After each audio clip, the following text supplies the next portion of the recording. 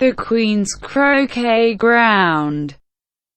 A large rose tree stood near the entrance of the garden.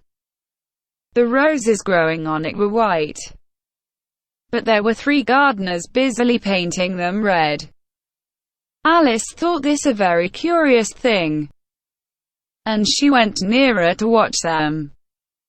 And just as she came up to them, one of them said, "Be careful, 5. Stop splashing paint over me like that." "I couldn't help it," said 5. 7 pushed me. On which 7 looked up and said, "That's right, 5. Always blame the others." "Don't you talk," said 5. The Queen said, "Only yesterday I must give the order to execute him." "What for?" said the first one. "That's not your business, 2, said 7. "Yes, it is his business," said 5. "And I'll tell you him. It was for bringing the cooked tulip roots instead of onions." 7 stopped painting and said, "Well, this is really an unjust thing," when he suddenly noticed Alice, and stopped abruptly. The others looked round also, and all of them bowed low. "Excuse me, where you were painting those roses?" said Alice, a little timidly. 5 and 7 said nothing, but looked at 2. 2 began in a low voice. "The fact is, miss, the Queen ordered to plant here a red rose tree. As soon as she sees the white roses instead, she will give the order to execute us, you know. So you see, miss, we're doing our best." At this moment 5 exclaimed, "The Queen! The Queen!" And the 3 gardeners instantly fell down flat upon their faces. There was a sound of many footsteps, and Alice looked round, eager to see the Queen. First came 10 soldiers carrying clubs. They had the same shape as the 3 gardeners, oblong and flat, with their hands and feet at the corners. Next came the 10 courtiers. They had diamonds all over them, and walked 2 and 2, as the soldiers did. After them came the royal children with hearts all over them. There were 10 of them, and they were jumping happily along hand in couples. Next came the guests, mostly kings and queens, and among them Alice saw the white rabbit. It was talking nervously, smiling at everybody, and didn't notice her. Then followed the knave of hearts, carrying the king's crown on a velvet cushion. And, last of all this grand procession, came the king and queen of hearts. "Shall I lie down on my face like the gardeners did?" Alice thought. "But what is the use of a procession then? Nobody will see it." So she stood still where she was, and waited.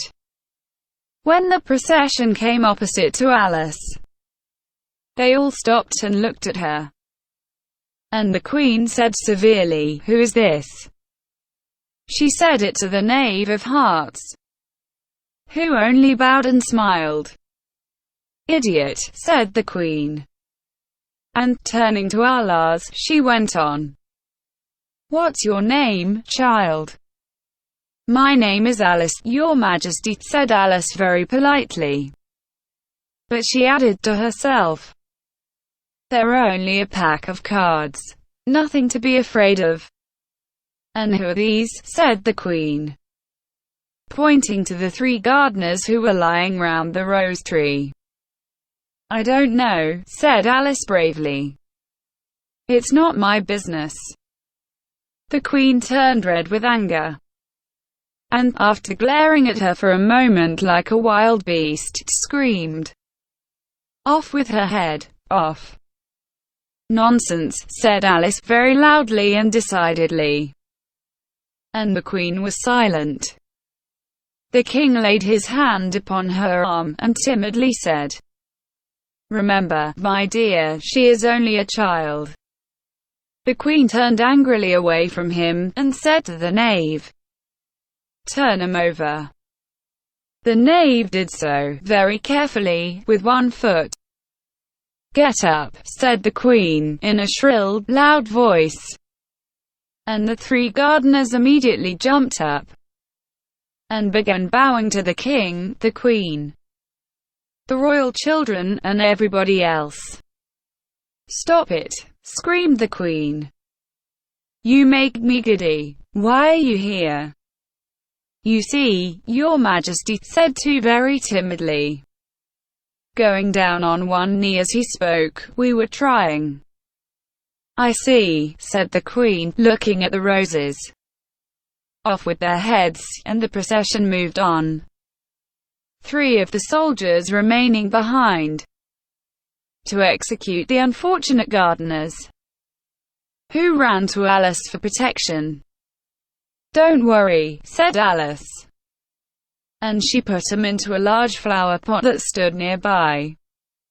The three soldiers wandered about for a minute or two, looking for them, and then quietly marched off after the others.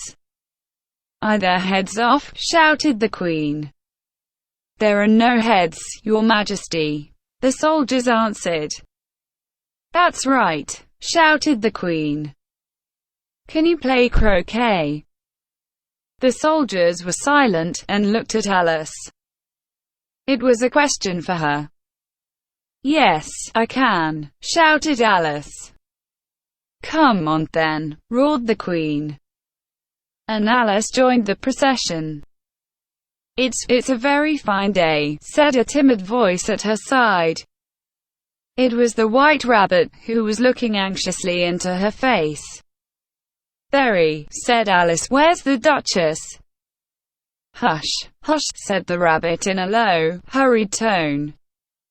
He looked anxiously over his shoulder as he spoke, and then raised himself on tiptoe, put his mouth close to her ear, and whispered, "She's under sentence of execution."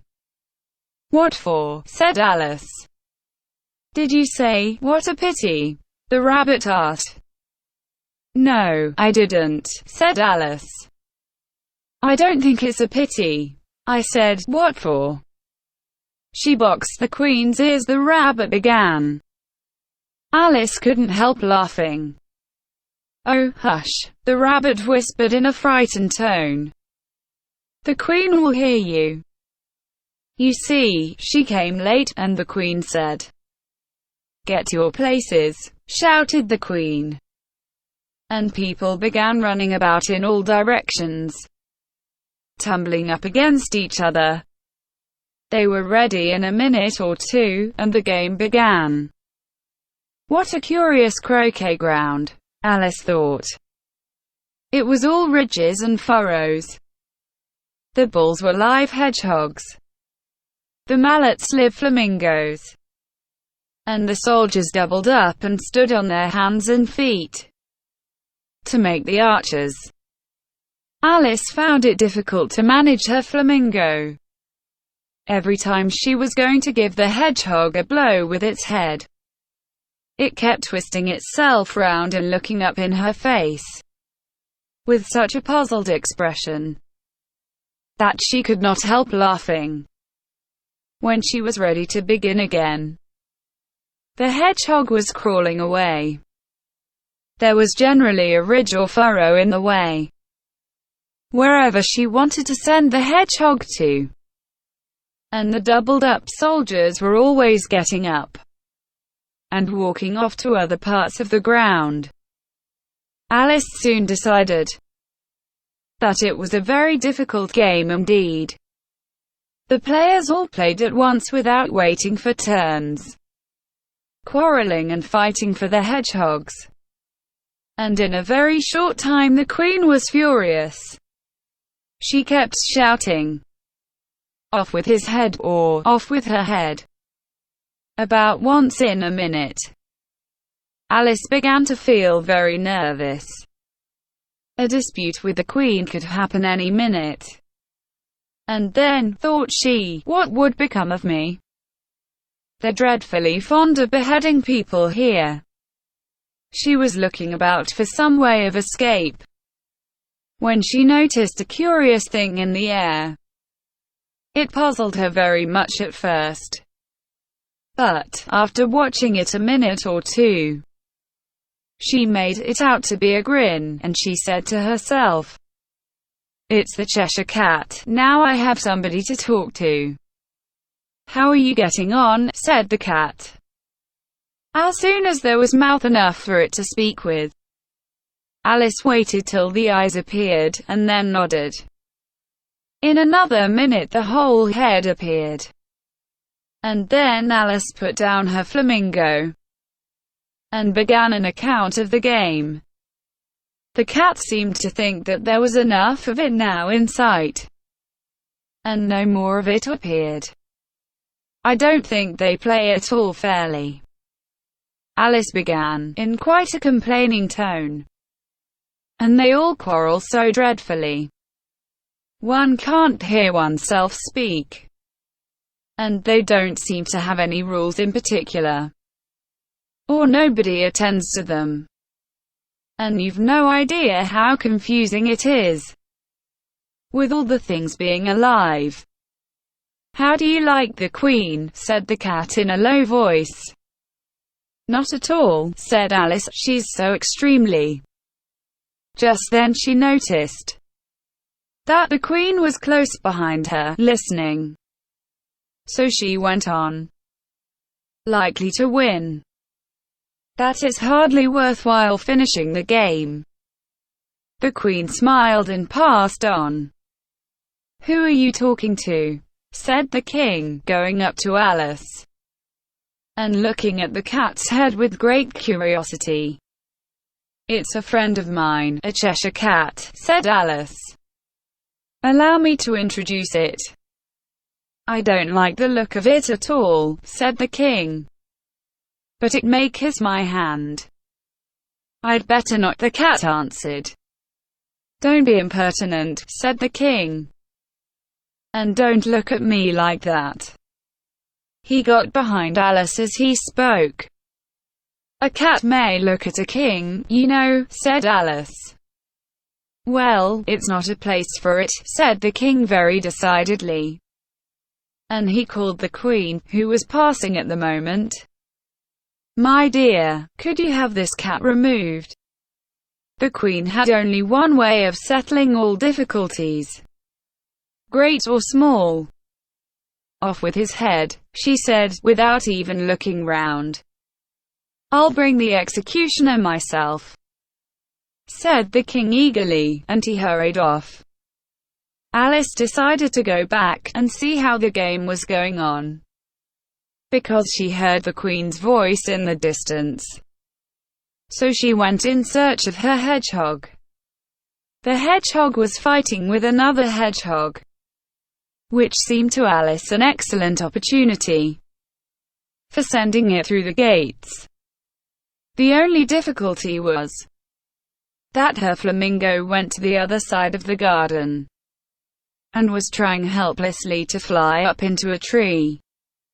She caught it, but there were no hedgehogs in sight. "But it doesn't matter much," thought Alice, "because there are no arches." So she took the flamingo under her arm and went back for a little more conversation with her friend. When she got back to the Cheshire Cat, she found quite a large crowd round it. There was a dispute going on between the executioner, the King, and the Queen, who were all talking at once. The rest of the party were quite silent and looked very uncomfortable. The moment Alice appeared, all the three asked her to settle the question, and they repeated their arguments to her. But they all spoke at once, and she found it very hard indeed to make out exactly what they said. The executioner's argument was, "You can't cut off a head without anybody to cut it off from." The king's argument was, anything that has a head can have it cut off. The queen's argument was, you must do something about it at once, or I'll give the order to execute everyone. That's why everybody looked so unhappy. Alice could think of nothing else to say but, it belongs to the Duchess, you'd better ask her about it. She's in prison, the Queen said to the executioner. Bring her here. And the executioner immediately went off. And the cat's head began fading away. And when the Duchess arrived, there was no cat in sight. The king and the executioner ran wildly up and down looking for it, while the rest of the guests went back to the game. Вам нравится учить английский с нами? Тогда подпишитесь на наш канал, чтобы не пропустить новое видео. И не забудьте поставить лайк. До новых встреч!